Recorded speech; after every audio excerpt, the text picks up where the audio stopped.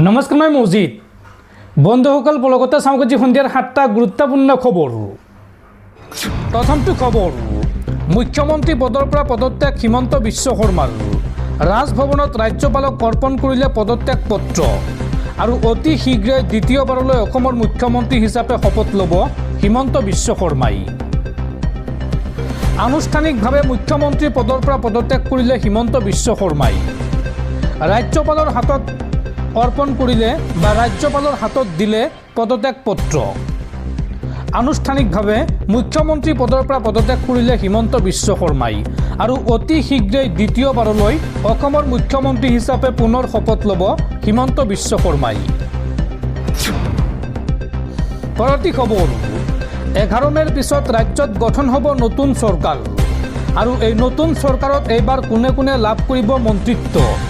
Doctor Himanta Biswa Sarma নেতৃত্বাধীন মন্ত্ৰীসভাৰ দাবীদাৰ আৰু সম্ভাৱ্য তালিকা চাওঁ আহক। ডক্টৰ হিমন্ত বিশ্ব শৰ্মা নেতৃত্বাধীন মন্ত্ৰীসভাৰ দাবীদাৰ আৰু সম্ভাৱ্য তালিকা এই মুহূৰ্তত আপোনালোকক জনাই আছোঁ। দ্বিতীয়বাৰৰ বাবে অসমৰ মুখ্যমন্ত্ৰী হ'ব ডক্টৰ হিমন্ত বিশ্ব শৰ্মা আৰু এইবাৰ মন্ত্ৰিত্ব লাভ কৰিব অসম গণ পৰিষদৰ অতুল বৰা, ৰঞ্জিত কুমাৰ দাস অথবা চন্দ্ৰমোহন পাটোৱাৰী, ডাক্তৰ ৰণোজ পেগু, হিতেন্দ্ৰনাথ গোস্বামীয়ে। মন্ত্ৰিত্ব লাভ কৰিব পাৰে জয়ন্ত মল্ল বৰুৱা, পীযুষ হাজৰিকা, বিশ্বজিৎ দৈমাৰী, প্ৰদ্যুৎ বৰদলৈয়ে। লগতে মন্ত্ৰিত্ব লাভ কৰিব অশোক সিংহল, পল্লৱ লোচন দাস, মানৱ ডেকা, দিগন্ত কলিতাই। আৰু মন্ত্ৰিত্ব লাভ কৰিব পাৰে BPFৰ শিউলি মহিলাৰী, বিশ্বজিৎ ফুকন, সুশান্ত বৰগোহাঁই অথবা তৰংগ গগৈয়ে। লগতে মন্ত্ৰিত্ব লাভ কৰিব পাৰে সঞ্জয় কিষাণ অথবা ৰূপেশ গোৱালাই, নীলিমা দেৱী অথবা ৰূপালী লাংথাচাই, জিতু গোস্বামী অথবা ৰূপক শৰ্মাই। আৰু ষষ্ঠদশ অসম বিধানসভাৰ অধ্যক্ষ হ'ব অজন্তা নেওগ আৰু উপাধ্যক্ষ হ'ব ডাক্তৰ ৰাজদীপ ৰায়।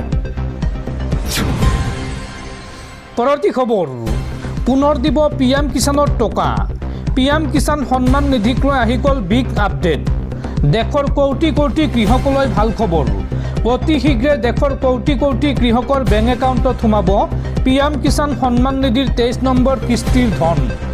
জুন নে জুলাই মাহত সোমাব PM কিষাণৰ ধন, চাওঁ আহক। PM কিষাণ সন্মান নিধিৰ ধন লাভ কৰা সকলৰ বাবে আহি গ'ল ডাঙৰ খবৰ। 23 নম্বৰ কিস্তি লাভৰ বাবে শীঘ্ৰেই পঞ্জীয়ন কৰক আপোনাৰ নাম। সকলো কৃষকে কৰিব লাগিব ফাৰ্মাৰ ৰেজিষ্ট্ৰি। পঞ্জীয়ন নকৰা কৃষকে নাপাব পাৰে 23 নম্বৰ কিস্তিৰ ধন, অন্যথা বঞ্চিত হ'ব পাৰে 23 নম্বৰ কিস্তি লাভৰ পৰা।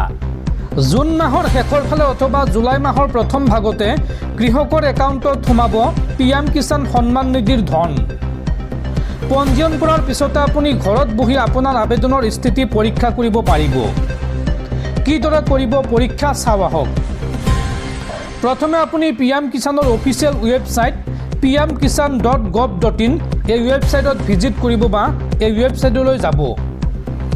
তাৰপিছত হোম পেজত থকা ফাৰ্মাৰ্ছ কৰ্ণাৰলৈ যাওক। ইয়াৰ পিছত status of self registered farmer /CSC farmers বুটামটোত ক্লিক কৰক আৰু নতুনকৈ খোল খোৱা ফৰ্মখনত আপোনাৰ 12 অংকৰ আধাৰ নম্বৰটো লিখক।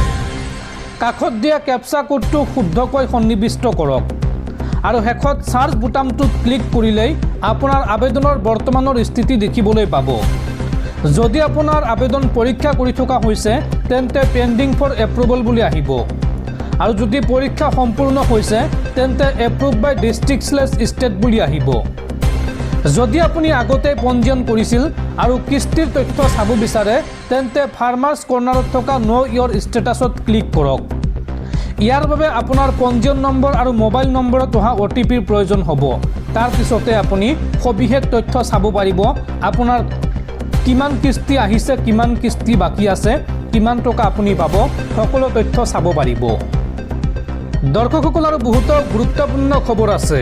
তাৰ আগতে আপোনাক জনাওঁ যে যদি আপুনি এতিয়ালৈকে এইটো ভিডিঅ'ত লাইক কৰা নাই তেন্তে এতিয়াই ভিডিঅ'টোত লাইক কৰি দিয়ক আৰু এনেকুৱা ধৰণৰ ভিডিঅ'সমূহ নিতৌ চাবলৈ চেনেলটো ছাবস্ক্ৰাইব কৰি কাষত থকা বেল আইকনটো প্ৰেছ কৰি ৰাখক। পৰৱৰ্তী খবৰ, নিৰ্বাচনত হৰাৰ পিছত এতিয়া যিকোনো মুহূৰ্তত বিজেপিত যোগদান কৰিব পাৰে দেৱব্ৰত শইকীয়াই। কংগ্ৰেছৰ জ্যেষ্ঠ নেতাজনক দললৈ অনাৰ প্ৰস্তাৱ দিছে বিজেপিৰ পৰা আৰু নগাঁও লোকসভাৰ খালী হোৱা আসনৰ বাবে শইকীয়াক দিব পাৰে বিজেপিৰ প্ৰাৰ্থিত্ব। মুখ্যমন্ত্ৰীয়ে কোৱাৰ দৰে বিজেপিলৈ আহিব নেকি দেৱব্ৰত শইকীয়া? নিৰ্বাচনৰ পিছতে কংগ্ৰেছত হ'ব পাৰে আন এক মোক্ষম আঘাত। দেৱব্ৰত শইকীয়াক বিজেপিলৈ অনাৰ গুণাগথা বিজেপিৰ। কংগ্ৰেছৰ জ্যেষ্ঠ নেতাজনক দললৈ অনাৰ প্ৰস্তাৱ আহিছে বিজেপিৰ পৰা। নগাঁও লোকসভাৰ খালী হোৱা আসনৰ বাবে শইকীয়াক দিব পাৰে প্ৰাৰ্থিত্ব। নগাঁৱৰ পৰা সংসদলৈ দেৱব্ৰত শইকীয়াক নিৰ্বাচিত কৰাৰ প্ৰস্তাৱ বিজেপিৰ। প্ৰদ্যুৎ বৰদলৈৰ বিধানসভা যাত্ৰাৰ পিছতে খালী হৈ আছে নগাঁৱৰ সাংসদ পদ আৰু ইতিমধ্যে বিজেপিলৈ দেৱব্ৰত শইকীয়া অহাৰ ইংগিত দিছে মুখ্যমন্ত্ৰীয়েও। মঙলবাৰে মুখ্যমন্ত্ৰীয়ে কৈছিল দেৱব্ৰত শইকীয়াৰ বিজেপি আগমনৰ কথা আৰু মুখ্যমন্ত্ৰীয়ে কোৱাৰ দৰেই এতিয়া বিজেপিলৈ আহিব নেকি দেৱব্ৰত শইকীয়া? পৰৱৰ্তী খবৰ, জ্যেষ্ঠ বিজেপি নেতা শুভেন্দু অধিকাৰী হ'ব পশ্চিমবংগৰ পৰৱৰ্তী মুখ্যমন্ত্ৰী। মমতা বেনাৰ্জীয়ে মানি নললেও ৰাজনৈতিক পৰম্পৰা মতে পশ্চিমবংগত আহিব নতুন চৰকাৰ। এই সন্দৰ্ভত নিৰ্বাচন আয়োগে জাৰি কৰিলে আনুষ্ঠানিক অধিসূচনা।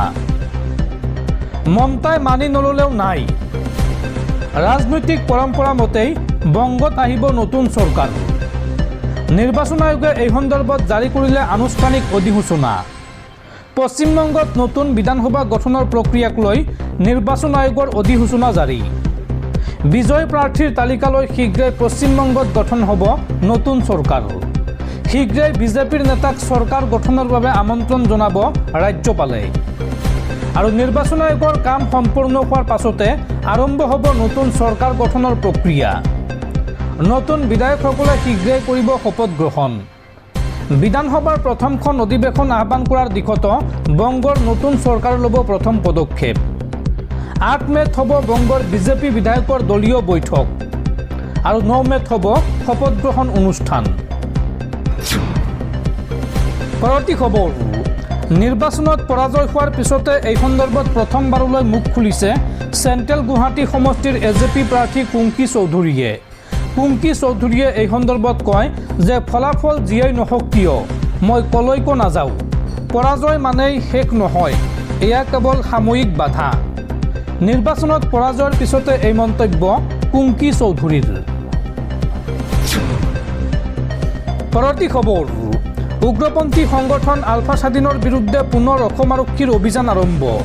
এইবাৰ ডিমত আলফা স্বাধীনৰ বিৰুদ্ধে আৰক্ষীৰ অভিযান। অভিযানকালত আৰক্ষীয়ে আটক কৰিছে এজন আলফা স্বাধীনৰ সদস্যক। দুদৰ্শ কেডাৰগৰাকী আৰক্ষীৰ জালত পৰিছে।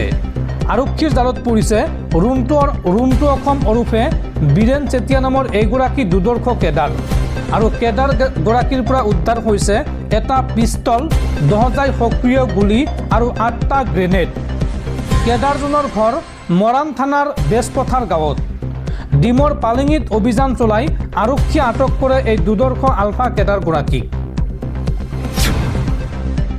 পৰৱৰ্তী খবৰ, পশ্চিমবংগৰ মুখ্যমন্ত্ৰী মমতা বেনাৰ্জীৰ বাসগৃহৰ পৰা প্ৰত্যাহাৰ কৰা হৈছে অতিৰিক্ত সুৰক্ষা বাহিনী। বুধবাৰে পুৱাৰ পৰা প্ৰত্যাহাৰ কৰা হৈছে এই সুৰক্ষা বাহিনী।